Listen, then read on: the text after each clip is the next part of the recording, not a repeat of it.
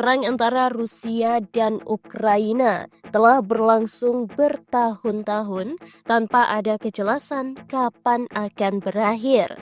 Meski demikian, banyak pihak memprediksi Rusia yang akan muncul sebagai pemenangnya.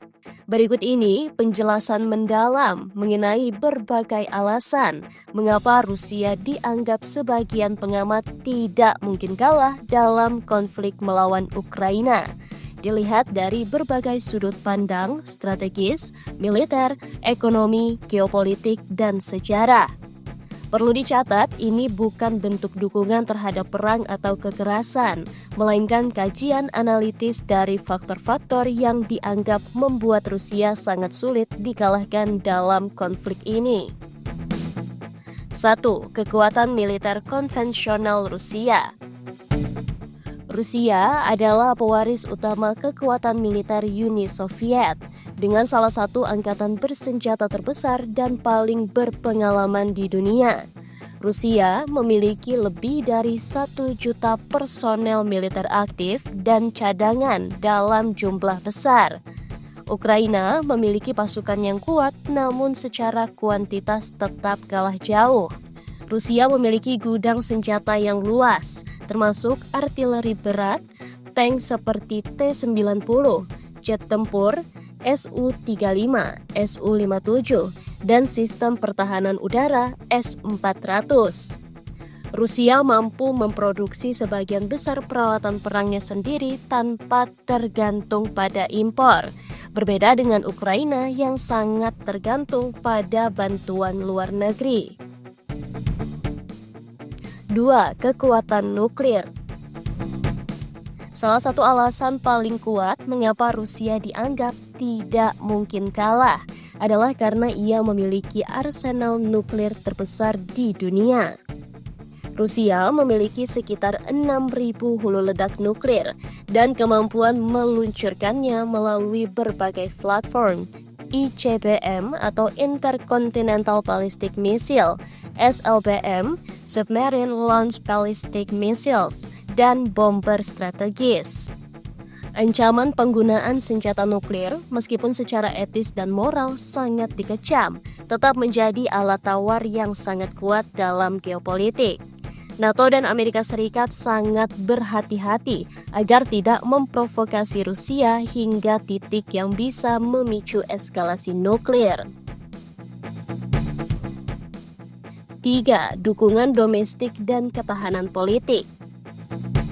Presiden Vladimir Putin telah mengkonsolidasikan kekuasaan dalam negeri secara efektif. Dukungan terhadap operasi militer khusus di Ukraina telah dipupuk melalui kontrol media dan narasi nasionalisme. Tidak adanya oposisi politik kuat. Banyak tokoh oposisi ditangkap atau dibungkam. Pemerintah Rusia mengontrol media utama dan platform online, sehingga membentuk opini publik sesuai kebijakan negara. Rusia telah mengembangkan sistem yang tahan terhadap sanksi sejak 2014, dengan peningkatan ketahanan pangan dan diversifikasi perdagangan. 4. Cadangan sumber daya alam yang luar biasa. Rusia adalah salah satu negara terkaya dalam sumber daya alam. Rusia adalah salah satu eksportir gas alam terbesar di dunia. Meski Eropa mengurangi ketergantungannya, Rusia tetap bisa menjual ke Asia seperti Cina dan India, termasuk uranium, titanium, nikel, dan aluminium. Rusia adalah salah satu eksportir gandum terbesar di dunia.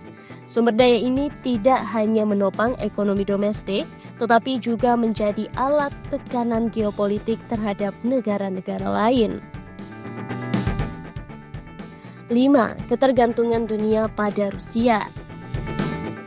Meskipun banyak negara barat telah menjatuhkan sanksi, Rusia tetap memiliki mitra dagang strategis seperti Cina, India, Iran, dan negara-negara di Asia Tengah, Afrika, dan Amerika Latin. India dan Cina tidak memihak barat. Keduanya tetap membeli minyak dan gas dari Rusia. Banyak negara di Afrika dan Asia menganggap konflik ini sebagai konflik Barat versus Rusia, dan mereka memilih netral atau bahkan mendukung Rusia secara diam-diam karena alasan ekonomi. 6. Letak geografis dan keuntungan logistik. Rusia memiliki kendali penuh atas logistik internalnya. Ukraina di sisi lain sangat tergantung pada logistik dari negara lain, seperti senjata dari Amerika Serikat dan Uni Eropa yang rentan terhadap perubahan kebijakan atau tekanan politik domestik di negara-negara tersebut. Rusia dapat mengirim pasukan, logistik, dan suplai dengan efisien dan cepat. Sulit bagi pasukan asing untuk melakukan serangan balik ke wilayah Rusia secara langsung. 7. Perang jangka panjang dan strategi menguras. Rusia tampaknya menyiapkan diri untuk konflik jangka panjang dengan mobilisasi bertahap. Tidak semua sumber daya dikerahkan sekaligus, tetapi cukup untuk mempertahankan inisiatif. Ukraina sangat bergantung pada bantuan dari Barat yang memiliki batas waktu tergantung pada sikap politik di masing-masing negara. Jika Amerika Serikat atau Eropa mengalami krisis ekonomi atau perubahan politik, dukungan terhadap Ukraina bisa menurun drastis. 8. Perang informasi dan propaganda. Rusia memiliki jaringan propaganda dan perang informasi yang kuat, baik secara domestik maupun internasional. Melalui berbagai media dan saluran diplomatik, Rusia berusaha mempengaruhi opini publik di negara-negara Barat dan Global South, membingkai konflik sebagai perlawanan terhadap hegemoni Barat, mengangkat isu-isu seperti rusaknya moral Barat, dekadensi, dan anti-Rusia sebagai wacana global. 9. Kelelahan dan keterbatasan Barat. Bantuan Barat, terutama dari Amerika Serikat, bukan tanpa batas. Munculnya suara-suara kontra bantuan dalam politik Amerika Serikat dan Eropa, krisis ekonomi dan sosial di negara-negara Barat, pemilu di Amerika Serikat dan negara-negara Eropa yang dapat mengubah kebijakan luar negeri.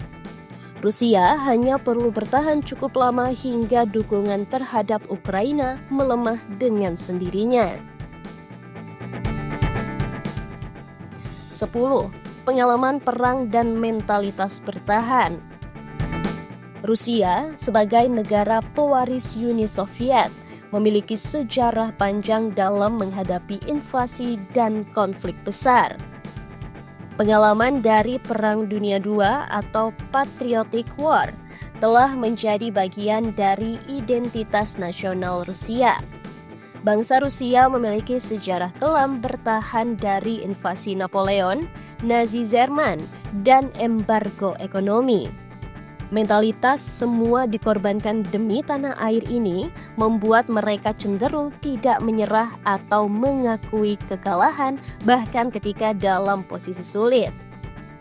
Secara ringkas, berbagai alasan yang membuat Rusia sangat sulit dikalahkan dalam konflik melawan Ukraina mencakup kekuatan militer dan senjata nuklir, kontrol politik dan dukungan domestik, ketahanan ekonomi berbasis sumber daya alam, dukungan global dari negara-negara non-Barat, strategi perang jangka panjang, dan logistik yang solid, kemampuan dalam propaganda dan perang informasi, mentalitas nasional, dan pengalaman historis.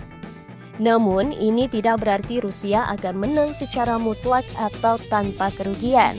Perang adalah permainan kompleks dan penuh variabel. Ukraina juga menunjukkan perlawanan heroik yang tak terduga dan berhasil menarik dukungan global secara besar-besaran. Tapi, jika pertanyaannya adalah apakah Rusia mungkin kalah secara total, maka jawabannya sangat kecil kemungkinannya selama semua faktor di atas masih berjalan sebagaimana mestinya.